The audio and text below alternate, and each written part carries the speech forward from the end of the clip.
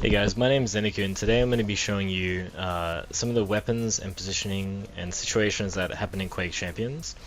Quake Champions is a relatively new game, but it's obviously very similar to Quake Live, and that was a game that I used to play back in 2010 or 2011, and I was pretty good in the Australian duel scene.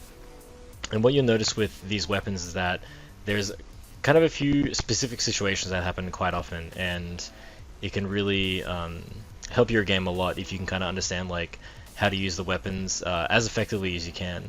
There's obviously some limitations to how the weapons work, so there are some situations that you won't be able to win, but I'll explain them as we go. So the first gun I'm going to talk about is the rocket launcher.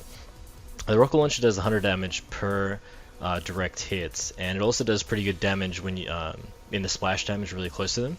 And the most important thing here is that the rate of fire is 800 milliseconds, and also to change weapon from this it takes another 500 milliseconds or half a second. So that can be very important when you're trying to shoot a rocket and also change weapon, as you have to realize that you may actually take more time. So the first situation, my friend's going to be coming at me with the railgun, and I'm basically trying to show you how dancing around the pillar when your opponent has the railgun can sometimes make it really difficult for them to hit you. Again, like I was saying before, with the bouncing makes it really difficult for your opponent to hit you. So here, he's still moving around, and again, this is just an example to show you the kind of situation you might get in. And once he jumps up, then I have the positional advantage, and he could actually kill me here, but it's very difficult to hit that shot, and then it just ends there. The next weapon I want to talk about is the Railgun. Now, it's kind of an interesting weapon because of its 1.5 second reload time and how it does 80 damage when it's just not zoomed but 100 while zoomed.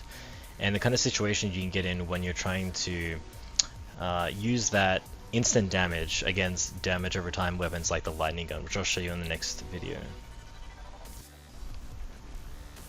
So here my friend here is with the lightning gun on the lower edge, and if you can actually get some really nice shots off like this, you're pretty much able to mitigate the amount of damage that a lightning gun can do. Even though it has the pushback, which can actually push away players with a rocket launcher, you can actually still get the really good kills like this. And it's really how much you can, the amount of value you can extract from each weapon. Next we have the lightning gun, and it does 7 damage per shot and also a shot every 50 milliseconds, which is pretty quick.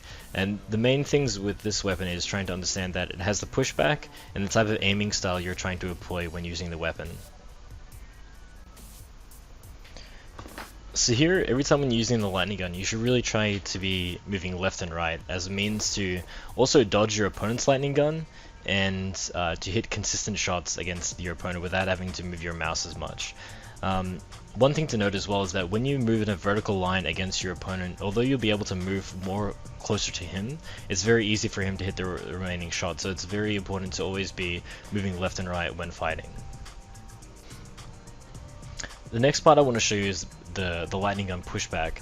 Now in this situation, if he has a railgun, he's able to hit those shots, then I'm going to be still taking damage, or it's a much safer play. Whereas opposed to if he had a rocket launcher and he's going to charge at me, then I'm able to basically take any item and also deter him from pushing at me. So lastly we have the nail gun, and it does 13 damage per shot with a rate of fire of 80 milliseconds, which is obviously very quick.